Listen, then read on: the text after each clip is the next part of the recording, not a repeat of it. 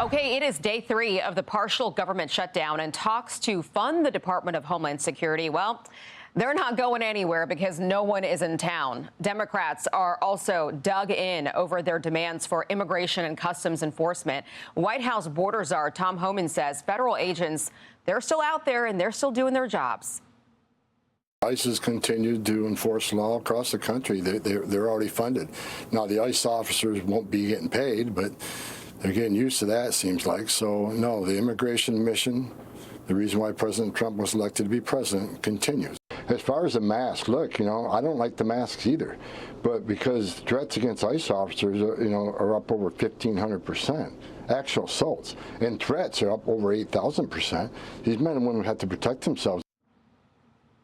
A ban on masks is just one of those 10 Democratic demands. Others include requiring visible IDs, like ICE officers having to show and prove who they are, no enforcement happening at hospitals or schools, and requiring body cameras.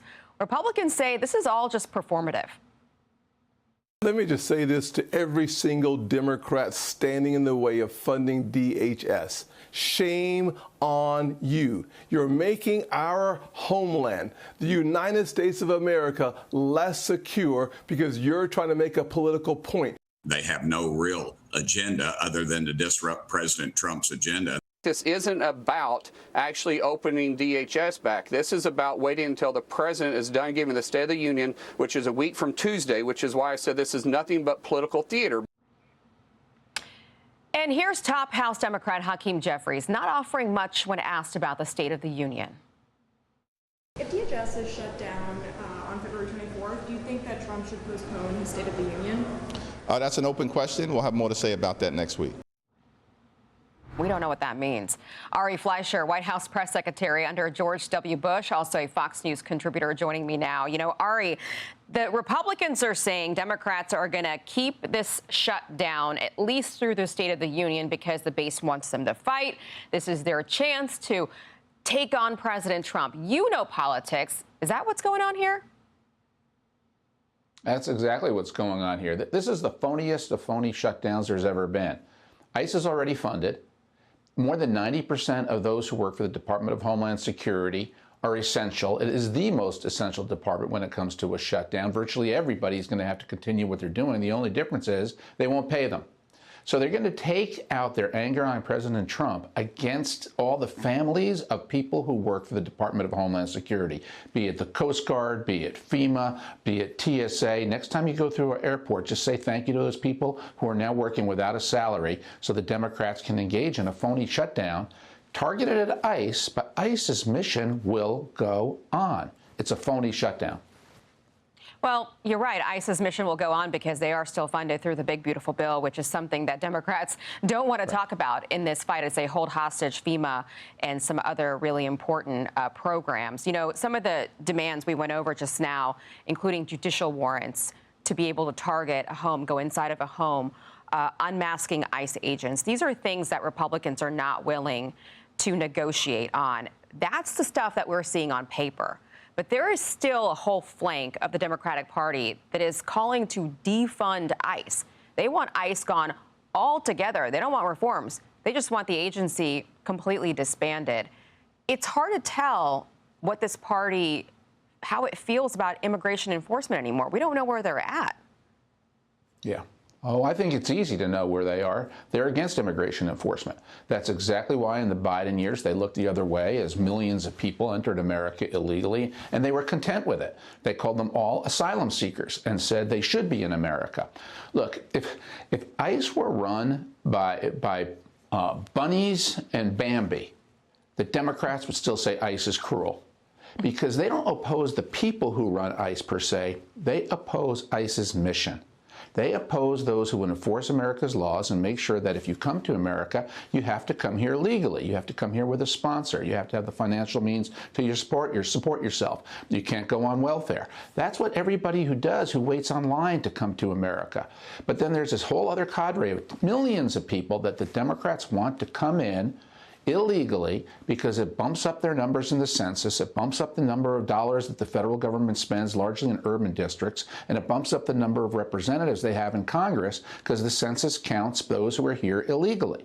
That is the endgame for the politicians in Washington who are Democrats. So it has nothing to do with ICE being cruel or any of that. They oppose ICE's mission. Yeah, it's just what I'm saying is it's just hard to tell what the Democratic Party is today, because this is the same party. Not too long ago, Barack Obama was also deporting illegal immigrants, but now that's not okay. Yeah. We've been hearing it from Democrats for months now, Ari. Yesterday, Senate Minority Leader Chuck Schumer with more heated rhetoric for those federal agents. Listen to this. This is a rogue force. They're almost trained, it looks like, to be nasty and mean and cruel and go way beyond what ordinary police departments do. So they need to be reined in. The question that Americans are asking is, why aren't Republicans going along with these common sense proposals? Critics are now calling out Minnesota Governor Tim Walz for the demand that he's making as the federal drawdown in Minneapolis continues. Listen to this. The federal government needs to pay for what they broke here. There are going to be accountability on the things that happen. The federal government needs to be responsible. You don't get to break things and then just leave without doing something about it. Border czar Tom Homan, on the other hand, offered some praise for Minnesota leaders who are working with him now, including the governor and the mayor. Homan says the state is actually safer because they're all working together.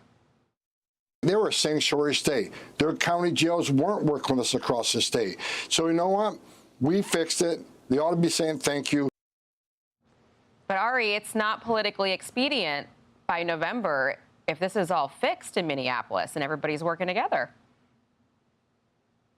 Well, first of all, for this notion that the federal government needs to pay for what's happened in Minneapolis, says the man who called the people into the streets to obstruct ICE's mission.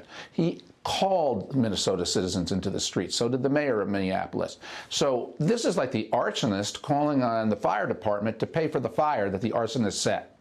None of this would have happened had it not been for the desire of the leadership of Minnesota to confront ICE. So they're stuck with the bill, and that's the way it should be. The federal government won't pay it. But again, it gets to the core issue.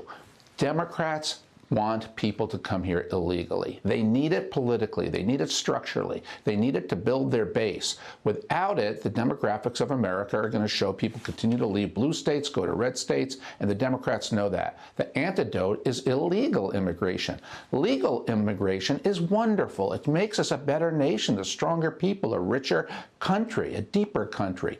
Come here legally. You'll be welcome to America. Don't come here illegally, especially on Donald Trump's watch. Okay, well, the fight's not over yet. I feel like we're going to get many more chapters to come all the way to November. Ari, great to have you. Hey, everyone, I'm Emily Campagno. Catch me and my co-hosts Harris Faulkner and Kaylee McEnany on Outnumbered every weekday at 12 p.m. Eastern, or set your DVR. Also, don't forget to subscribe to the Fox News YouTube page for daily highlights.